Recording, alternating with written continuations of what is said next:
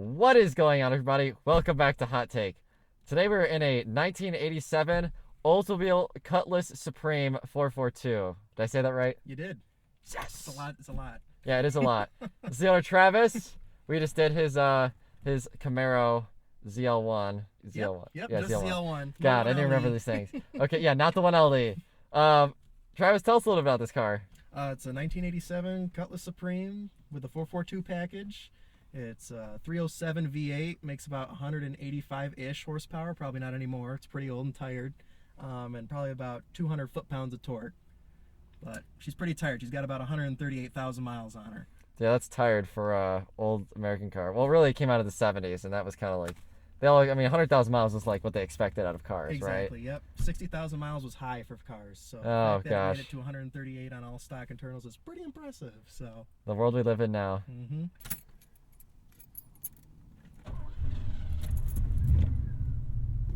Try to move this up just a little bit. Is that the right one?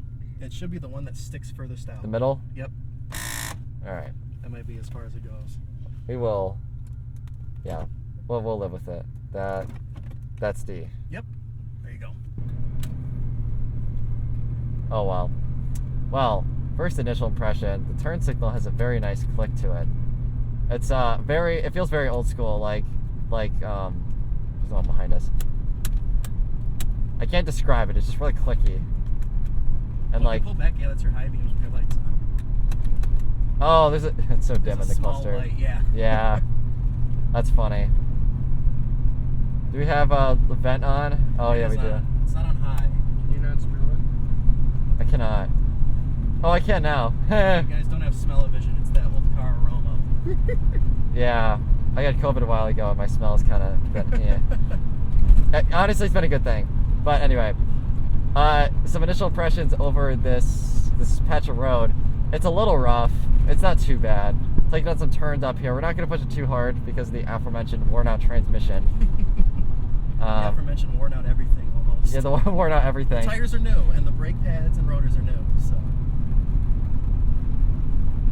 It kind of sounds like a truck. Yeah. Accelerates like one too. Yeah, my foot's like, I don't know if that's half throttle or I'm not really sure. You said this is a 4-speed automatic? Yep. So Everything rattles and shakes like an old car. yeah, you can definitely hear everything. We also have T-tops. Well, it's not as structurally rigid, whatever that's worth. They leak too. Oh, well that's Like every 90s and 80s GM vehicle. it feels very floaty. Of course, the steering is this is probably one of the loosest steering cars I've ever driven. It's like playing Pong with the lanes on the road. You go from one side to the other, and you just try to stay in between. Like playing Pong. What a great way to put it. You feel the suspension settle into itself pretty much around every turn. Oh, now we got some G-force now. There's no bolstering supports for the buckets. No. Buckets. This is rear-wheel drive, V8. 373 rear gear. This were in a sports car, we'd be all like, woo! Yeah, I haven't really driven many cars like this, so I don't have like much of a comparison. Oh yeah. It's not sporty. It was basically, you bought this car to go from work and home back in the day, and other various odds and ends, getting groceries and taking the kids on the school run. It was And a comfort. mid-size, yep. Yeah, this is mid-size, which feels weird because cars are a lot bigger now, so I know mid-size has changed. I think 10 years ago as mid-size, this would have felt weird, but now it's just like mid-size got so much bigger, it kind of fits in, except it doesn't fit in because the dimensions are completely different from a modern car. Cars weren't as wide back then, they were just long. Yeah. Like they gave you extra space in front of the motor and bumper for no apparent reason whatsoever. Yeah, and then just a huge trunk. A huge trunk. Wow, okay, that's probably half throttle or maybe more. Oh yeah. It is not the fastest thing in the world. Mosey on up there. Alright, highway speed, 60 miles an hour. Try the brakes a little bit here. a little spongy, but not too bad overall. So what got you into this car? My father, he had an 83 Hurst Olds when I was growing up, and I grew up in the back seat of that. And I've always loved the G-body platform. I've always loved how they rode and drove. They were just so smooth and fairly reliable for what they were.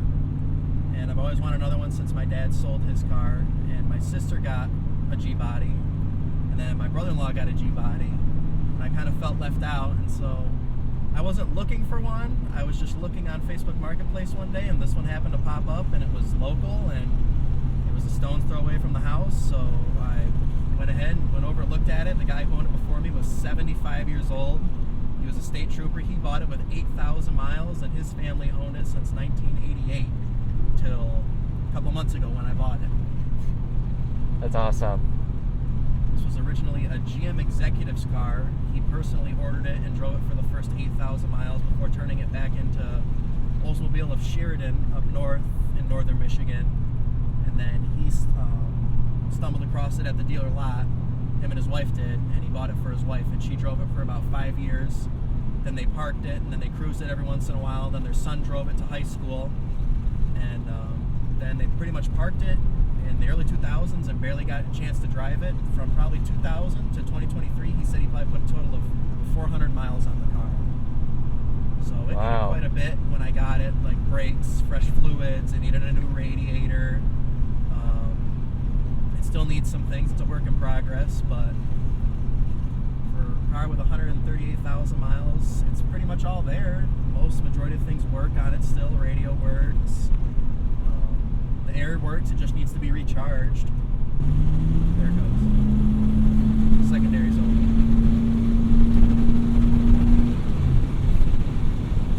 That's got a good sound to it, actually. Oh yeah, once the secondaries open up, it doesn't sound bad.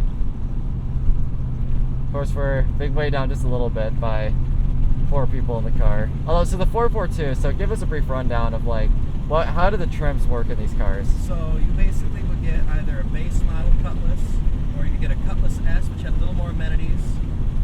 You could get a Cutlass Chrome, which was a little more luxurious.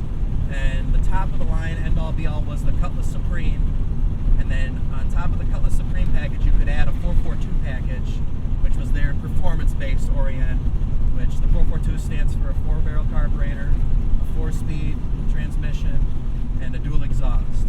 People referred to them as the perfect 10, because 442, 8, or 10. Oh, that's cool. And this was Oldsmobile's performance orient. Back in the 60s and the early 70s, it was basically the same thing as like a Chevy Chevelle, but they had a little more cubic inches. The Chevy Chevelle had either a 396 or a 454. The 442 had a 455. Blue on blue is also an interesting spec. It is. Apparently it's fairly rare to have dark blue interior, because there was a light blue interior also. So are a lot of them light blue as opposed to dark? So the color schemes were blue, silver, burgundy, and for 1 year only they had a white option, and then black. White. Those were the only options you could get. It'd be a white with a silver bottom and usually a silver or a gray interior. Let me guess. Oh, white. Okay, the not white interior, white exterior. Yep. So white with the gold, white exterior with the gold stripes, with the silver bottom, with a gray interior. Each year, the 442 for the Hurst Olds, for the first year of '83 and '84, they made about 2,500 each. Yeah. And then the 442, they made around 2,500 each for '85 and '86 and '87.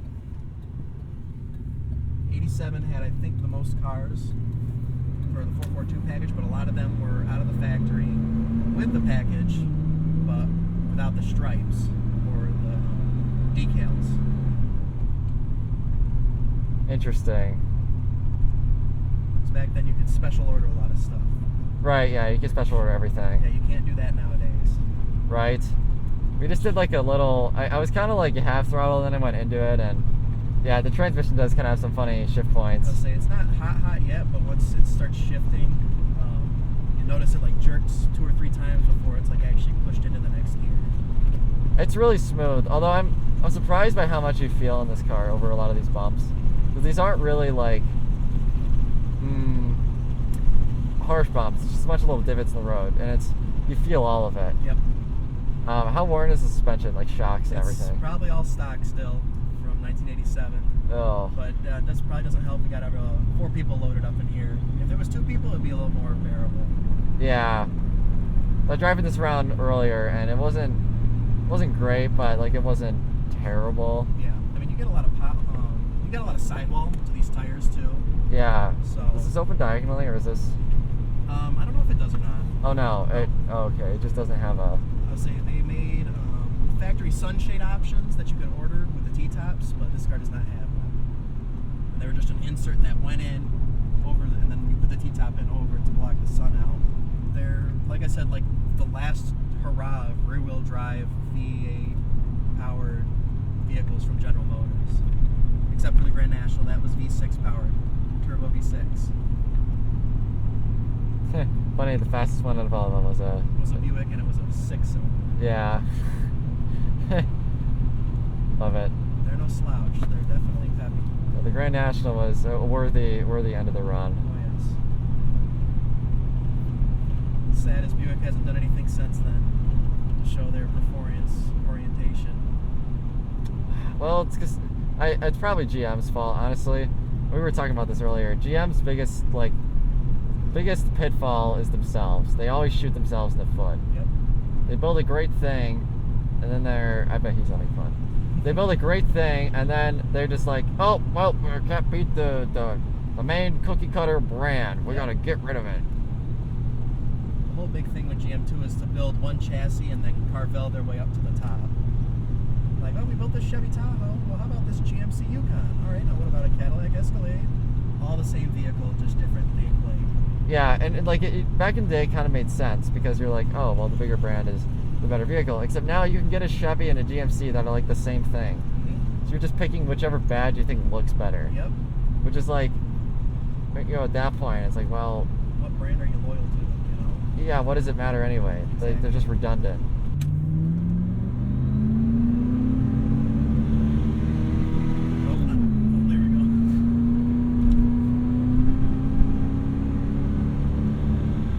I think it's slipping. Yeah, it's slipping pretty bad. Well, don't shift. Just keep the gear. Don't work yourself harder than you have. No, that's kind of it. Yeah. That's kind of it. It's not impressive. Oh well. We got to do the pull. Yeah. Well, we're at highway speeds right now. It doesn't feel too bad, but little seal noise. Is it not grabbing the next gear? Is it not? Uh-oh. No, it's in. It's in overdrive. Slipping, or is it just like? No, it's in. Oh. It's just. I feel like it sat lower before. I think it might be in third. Yep, it was in third. Oh, okay. That's that in-between thing. Interesting. Now we're full.